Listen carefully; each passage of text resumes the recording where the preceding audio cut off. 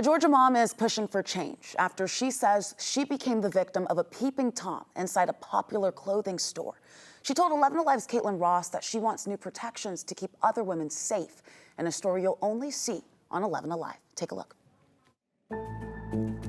Inside a locked dressing room, Hillary Blanchard realized someone was watching. I was scared. I was kind of shocked. I was in denial at first of like, this is not happening. This can't be happening. She was shopping for new clothes at Plato's Closet in Noonan when she spotted a hidden camera attached to a man's shoe slide under her door. Whenever I saw the camera initially up under the door, I said a cuss word. She got dressed as fast as she could, but by the time she opened the door, the man was gone. It didn't take long to find out who he was. The workers knew him on a first name basis. Like, he was not just a random person who went in there and bought something. He was a reoccurring person who went in there every other day, spending hours on end. Loyalty program records confirmed how often suspect Jesse Klein frequented the store. And when Noonan police searched his home, they say they found dozens of other videos, dozens of other victims. Klein was arrested and sentenced to 5 years in prison. When Blanchard started researching the issue, she realized her case wasn't unique. People sliding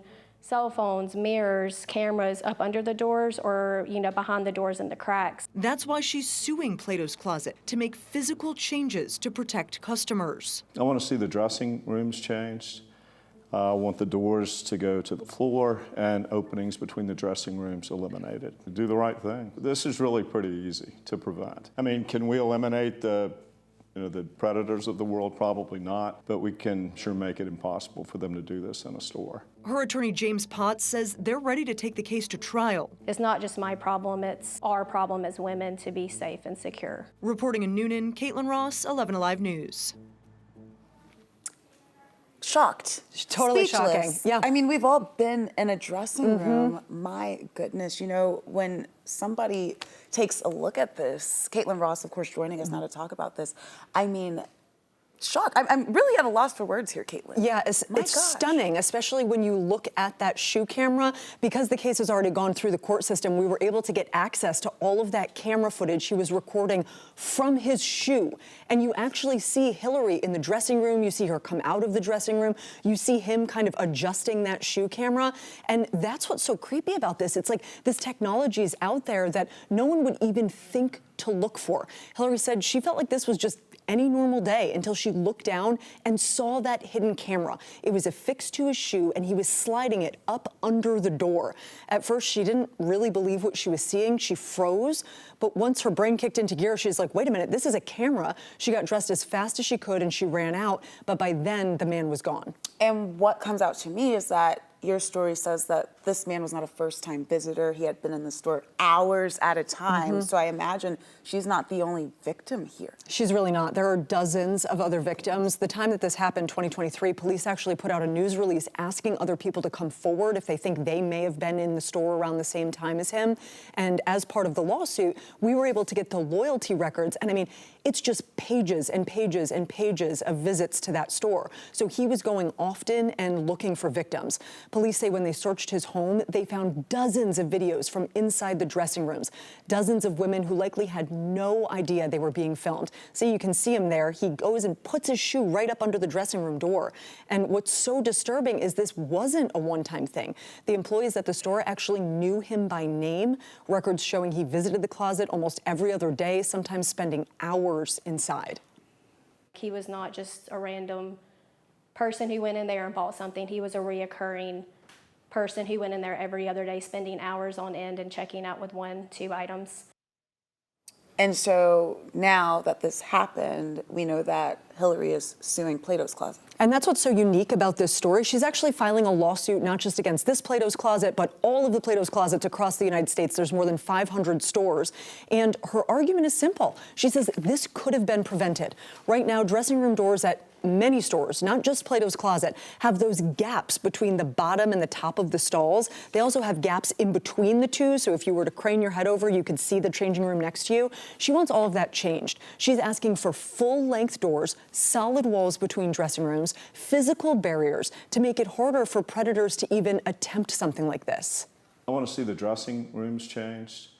I want the doors to go to the floor and openings between the dressing rooms eliminated. So this is common sense, right? Georgia law says that there are no cameras allowed inside dressing rooms. So really, what can be done here? So that's a great question because there are already laws on the books. Georgia is unique in that they do have some laws that already exist. Now, in Georgia, you can ban hidden cameras, surveillance devices, two-way mirrors, all of that banned in dressing rooms. But Hillary and her attorney believe that that's not enough. They want the law expanded to not just address what happens after a crime, but to make it harder for someone to commit the crime in the first place. Her attorney told me we can't eliminate predators altogether, but we can remove the opportunity for them to offend. And I mean, just as somebody who has gone into a dressing room, I'm sure you have, I'm sure all of us watching have done it.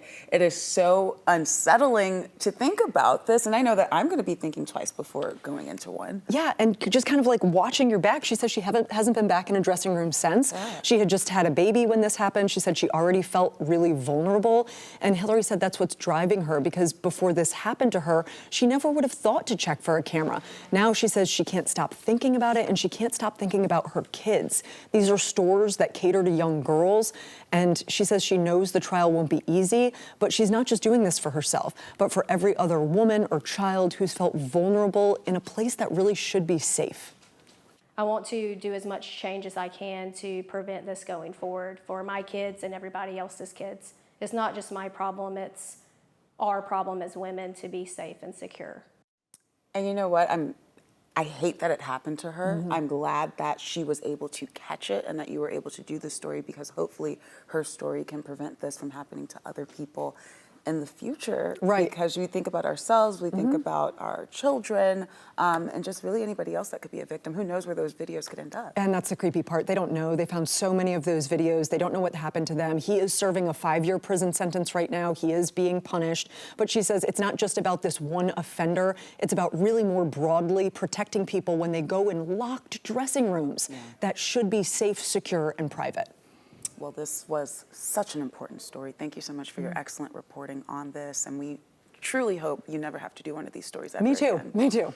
Thank you all so much for joining us. And we are going to continue to bring stories like this, which you can only see on 11 Alive. We'll see you next time.